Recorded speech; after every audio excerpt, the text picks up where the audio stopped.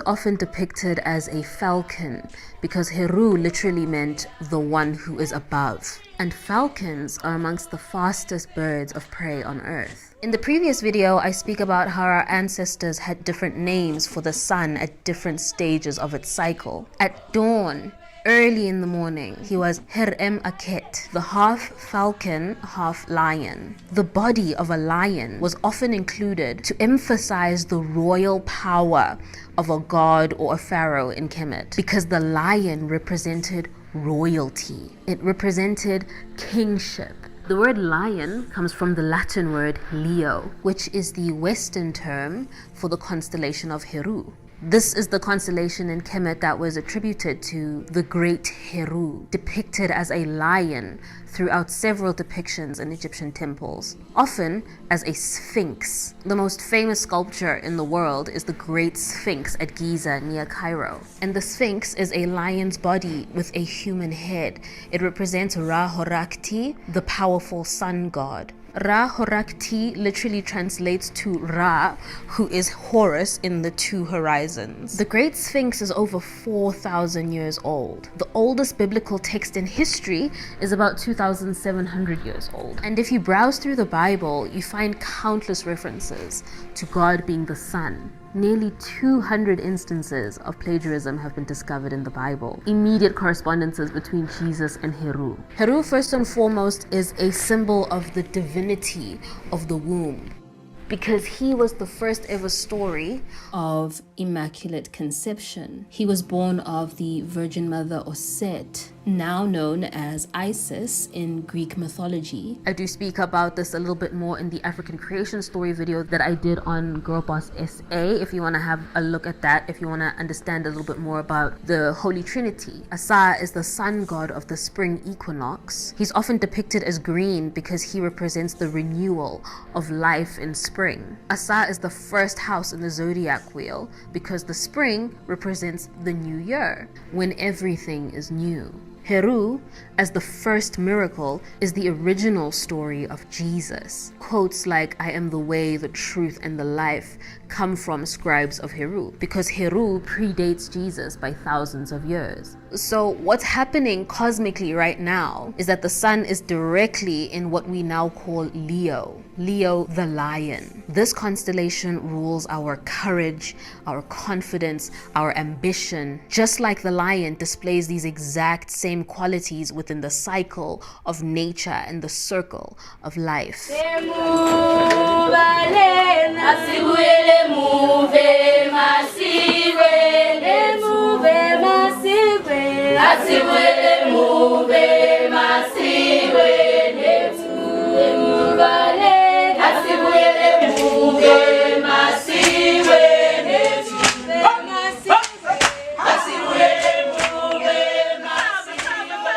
Recently, you may have been hearing a lot about the Lionsgate portal, a portal that opens between the 28th of July and the 12th of August. But the 8th of August is considered to be the activation day of this portal. And this portal opens because the sun and Sirius, the star Sirius, which was called Sobdet in ancient Kemet, as the sun orbits with the solar system through the Milky Way galaxy, it orbits in a binary with Sirius, which means that they orbit in harmony with one another.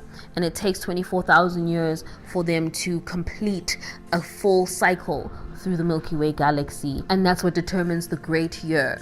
And the great year is divided into summer, autumn, winter, spring, just like the normal year cycle is, just like the 24 hours of the day is. I said in the previous video that the seasons of summer, autumn, winter, and spring can be applied to the hours of the day. Midnight is our winter solstice, and then 12 noon is our summer solstice. So then obviously 6 a.m. becomes the spring equinox because that is the sunrise, and then sunset becomes the autumn equinox because that is the sunset. So that happens in the 24-hour cycle of the day. It happens in the cycle of the year, and it also happens in the cycle of the great year, the 24,000 years that it takes for the solar system to orbit through the Milky Way galaxy. It takes 24,000 years, and it orbits together with the star Sirius. And the seasons of summer, autumn, winter, and spring are split into what we call the Iron Age, the Silver Age, the Golden Age, and the Bronze Age. Not in that order, I don't think I said them in the right order, but those are the 4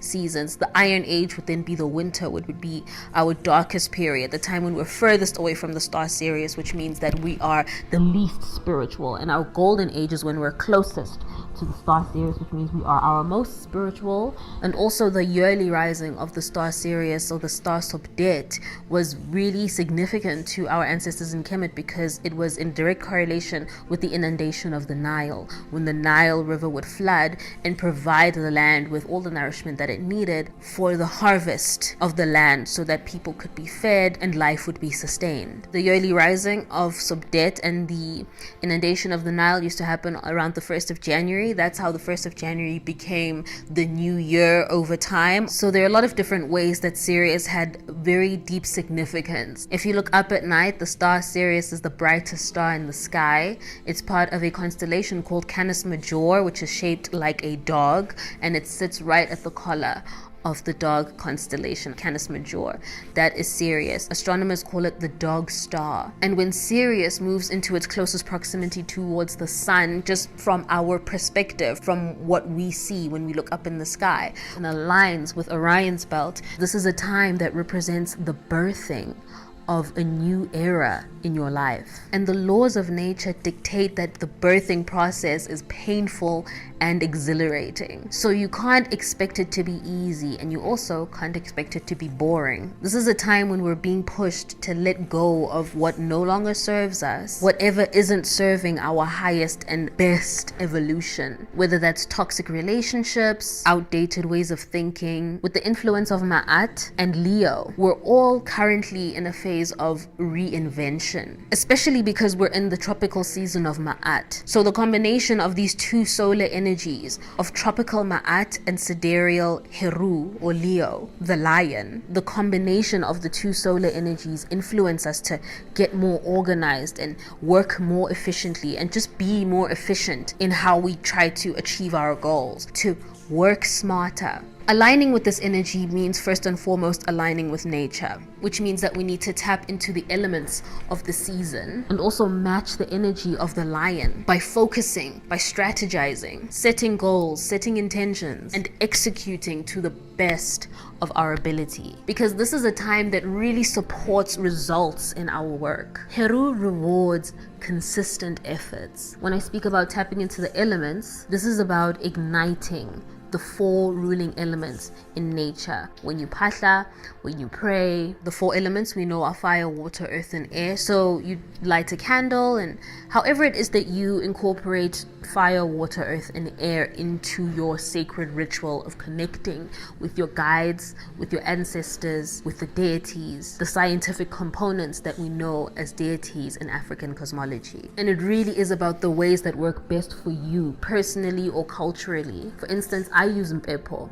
which is quite cultural, but it really works for me on a personal level. And I use other things that aren't necessarily viewed as cultural, like crystals, even though crystals are very African. I use shells, seashells, which are really good for incorporating the water element. I use bones, feathers, snaith, whatever it is that I feel called to use at specific times for specific rituals and specific intentions. It's really just about you and your own calling that will determine what you use and how. If it's something that you're really struggling to figure out, your birth chart can also help you understand which colors and which elements help you connect the strongest, because the Kemetic calendar tells us which deities in the cycle rule which elements. So when you know which season you're born in, then you can identify which tree, which metal, which stone, which color, which scent, and which incense helps you connect the strongest. And knowing your birth chart can also help you determine what your purpose is. It helped me to understand what I've been chosen to do, because everybody's been chosen for something. And the key to identifying what you've been chosen for is by identifying your natural abilities, which reveal your strengths and your talents. These are all mapped out in your birth chart, especially in the combination combination of your sidereal and your tropical sign, because these two sun signs define some of the laws of nature that we're at the mercy of. Just like women are at the mercy of the cycle of the moon, our menstrual cycle is a manifestation of the lunar cycle built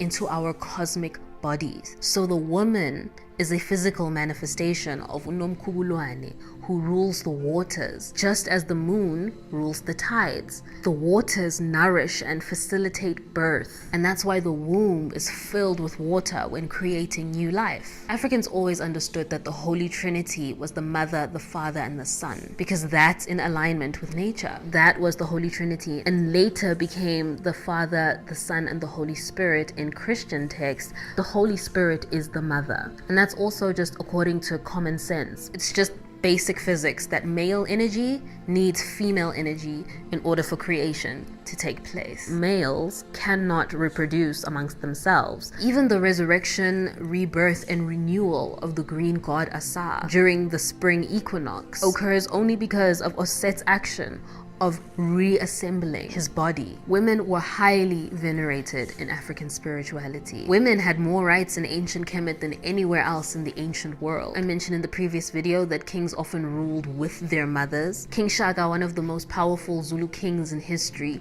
was obsessed with his mother. He slaughtered anyone who didn't mourn her death after she passed. Currently, the king of the last absolute monarch in Africa, King Swati of Eswatini, also upholds the ancient Swati practice of ruling with his mother, Indlovukati, the Queen Mother. And I think in honor of Women's Month and in the spirit of feminine divinity, I'm gonna end this video by wishing all the women watching this an empowering Leo/Ma'at season, by encouraging you to push that business, really set your sights on the next level of whatever it is that you're doing, whatever it is that you're trying to achieve. Aim high and go for it. Don't limit yourself. Set intentions, set goals, be courageous, embody the lioness, because the season isn't just about the lion, it's about the lioness too. Remember, the lioness is the one that goes hunting for the pride. She goes out to fetch the food that sustains the rest of the pride. So the pride cannot survive without the courage and the prowess